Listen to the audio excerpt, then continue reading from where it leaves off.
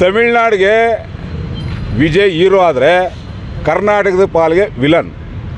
ಯಾಕೆ ಅಂತ ಹೇಳಿದ್ರೆ ಕಾವೇರಿ ಖ್ಯಾತೆ ತೆಗೆದು ಕಾವೇರಿ ಮುಖಾಂತರ ರೈತರ ಬದುಕನ್ನು ಕಿತ್ತುಕೊಳ್ತಕ್ಕಂಥ ಕೆಲಸವನ್ನು ಅವಿವೇಕಿ ಮಾಡ್ತಾಯಿದ್ದಾರೆ. ಇಂಥ ವ್ಯಕ್ತಿಯ ಕರ್ನಾಟಕದ ವಿಲನ್ ಚಿತ್ರಗಳು ಇಲ್ಲಿ ನಡೀಬಾರ್ದು ಅನ್ನೋ ಕಾರಣಕ್ಕೆ ಇವತ್ತು ಎಚ್ಚರಿಕೆ ಕೊಟ್ಟು ಇವತ್ತು ಸಂಪೂರ್ಣವಾಗಿ ಚಿತ್ರವನ್ನು ಬಂದ್ ಮಾಡಿಸಿದ್ದೇವೆ. ಇದೇ ಥರ ಏನಾದ್ರು ಖ್ಯಾತೆ ತೆಗೆದು ಈ ಸಿನಿಮಾ ಮಾಧ್ಯಮದವ್ರು ಇವರು ಏನಾದ್ರು ಸಿನಿಮಾ ಓಡ್ಸೋಕ್ಕೆ ಹೋದರೆ ಇವ್ರನ್ನ ಇಲ್ಲಿಂದ ಓಡಿಸ್ಬೇಕಾದ ಪರಿಸ್ಥಿತಿ ನಿರ್ಮಾಣ ಆಗ್ತದೆ.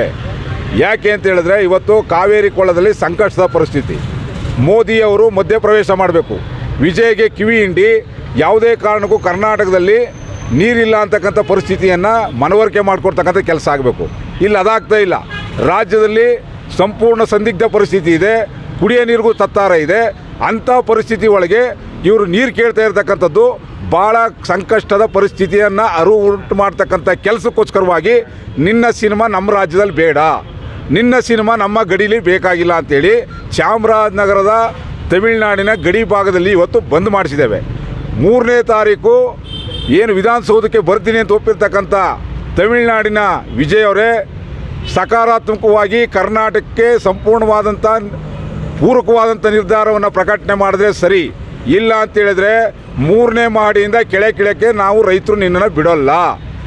ಮುಖ್ಯಮಂತ್ರಿ DK ಶಿವಕುಮಾರು ನೀವು ವೈಯಕ್ತಿಕ ಸಂಬಂಧ ಇದ್ದರೆ ನೀವೇನಾದರೂ ಮಾಡಿ, ಆದರೆ ಕರ್ನಾಟಕದ ಇವತ್ತಿನ ಪ್ರಾಣ ಉಳಿಸ್ಕೊಳ್ತಕ್ಕಂಥ ಜೀವಜಲದ ಪ್ರಶ್ನೆ ಇವತ್ತು ನಮ್ಮ ಜೀವಜಲದ ಪ್ರಶ್ನೆ ಇದೆ.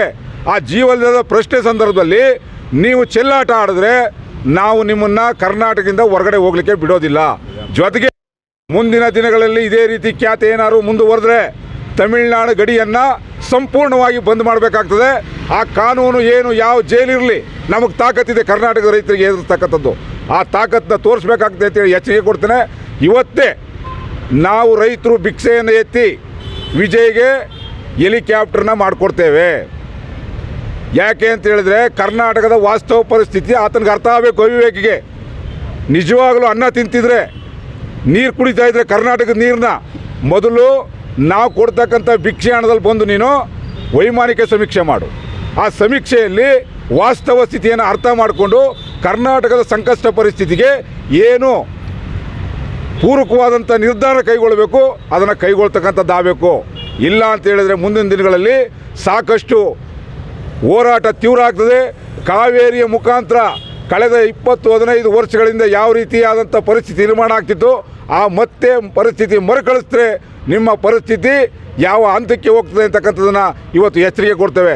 ಇವತ್ತು ತಮಿಳುನಾಡಲ್ಲಿ ಇರ್ತಕ್ಕಂಥ ತಮಿಳಿಗರು ಬೆಂಗಳೂರು ಕರ್ನಾಟಕದಲ್ಲಿ ಸುಮಾರು 20%ಗೆ ಎಷ್ಟು ಜನ ನಮ್ಮ ಕರ್ನಾಟಕದಲ್ಲಿ ವಾಸ ಮಾಡ್ತಾಯಿದ್ದೀರಿ, ಕರ್ನಾಟಕದ ನೀರು ಕುಡಿತಾ ಇದ್ದೀರಿ, ಕರ್ನಾಟಕದ ಭೂಮಿಯಲ್ಲಿದ್ದೀರಿ, ಕರ್ನಾಟಕದ ಜನರ ಜೊತೆ ಸಾಮರಸ್ಯದಿಂದಿದ್ದೀರಿ. ಆ ಸಾಮರಸ್ಯವನ್ನು ಕಲಕ್ತಕ್ಕಂಥ ಕೆಲಸ ನಿನ್ನ ವೈಯಕ್ತಿಕ ರಾಜಕೀಯ ಲಾಭಕ್ಕೆ ಹೊರಟ್ರೆ ಮಿಸ್ಟರ್ ವಿಜಯ್ ನಿನಗೆ ಉಳಿಗಾಲ ಇಲ್ಲ ಅಂತೇಳಿ ಈ ಮೂಲಕ ಎಚ್ಚರಿಕೆ ಕೊಡ್ತೇನೆ.